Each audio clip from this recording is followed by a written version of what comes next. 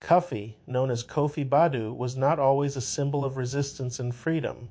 He began his life as a child in the sun-kissed lands of southern Ghana, where the vibrant culture was woven into the very fabric of daily life.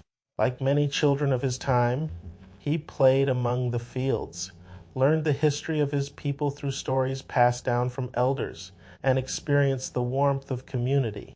His early years were filled with laughter, learning, and the promise of a bright future.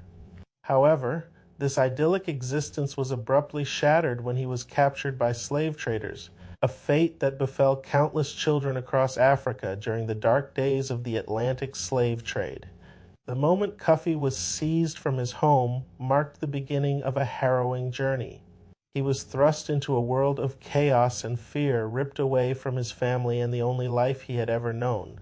Bound in chains, he was transported across the ocean with other captives, all of whom shared the same tragic fate.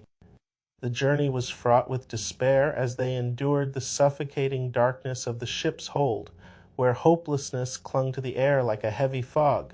As a child, Cuffy faced unimaginable challenges. He witnessed the suffering of his fellow captives, many of whom were also children and teens, some older and more experienced, but equally powerless against the brutality of their captors. The cries of anguish and the smell of fear filled the cramped quarters, leaving an indelible mark on his young mind. Yet even in the depths of despair, a flicker of resilience burned within him, a resolve that would later fuel his quest for freedom. Upon arrival in Berbice, Cuffy was sold into forced labor on a plantation owned by the widow Berkey. There, he was stripped of his identity and forced into a life of labor that denied him the childhood he had once known. He became a house servant, working tirelessly under the watchful eye of overseers who treated him as little more than property. Despite the harsh conditions, Cuffy's spirit remained unbroken. The values instilled in him as a child, community, unity, and the importance of fighting for one's rights continued to resonate within him. As he grew older, Cuffy could not forget the life he had been torn from, nor the dreams of freedom that flickered like distant stars in his mind. He became acutely aware of the plight of his fellow enslaved people, many of whom were also taken as children, their innocence stolen just as his had been. This shared experience of loss and suffering forged a bond among the enslaved, igniting a collective desire for liberation. The pivotal moment came in February 1763, when whispers of rebellion began to circulate among the enslaved. Cuffy, now a young man, recognized that this was his chance to transform the pain of his past into a powerful movement for change. He gathered the courage to step forward as a leader, drawing on the lessons of resilience and strength he had learned as a child.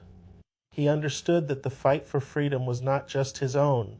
It was a fight for all those who had been taken, for every child who had lost their home and family. In that moment, Cuffy became a beacon of hope for thousands. He organized his fellow enslaved people, instilling in them the belief that they could reclaim their lives and build a future free from oppression. He declared himself the governor of Berbice, envisioning a republic of liberated people where children could grow up in freedom, where their laughter would once again fill the air, untainted by the shadows of slavery. Cuffy's transformation from a stolen child to a fearless leader encapsulates the resilience of those who endured the horrors of the slave trade. His journey reflects the strength of a spirit that refused to be extinguished, igniting a fire of rebellion that would resonate through generations. Drawing inspiration from the great African kings and kingdoms that flourished across the continent, he aspired to establish a society grounded in dignity, respect, and unity. As the rebellion surged, Cuffy led his forces with a strategic mind and an unwavering determination. He inspired his troops with tales of their ancestors who had once ruled powerful empires, reminding them that their struggle was not just for their own lives, but for the generations yet to come. Under his leadership, they executed daring raids against the plantations, liberating fellow enslaved people and securing arms and ammunition. The momentum of their uprising grew, and soon their numbers swelled to 5,000.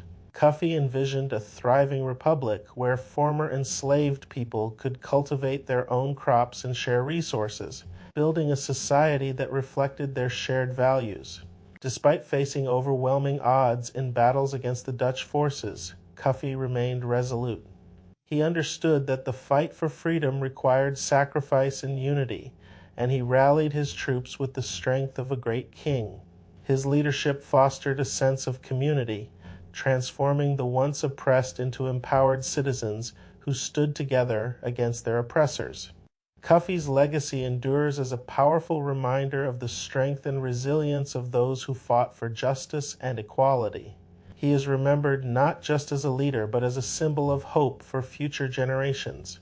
His story resonates in the hearts of people longing for freedom, a testament to the unbreakable spirit of those who dared to dream of a world where laughter and joy could reign supreme once more. In the annals of history, Cuffy stands tall, a beacon of courage, and a reminder that the pursuit of liberty is a timeless struggle, one that continues to inspire the quest for justice and human dignity around the world.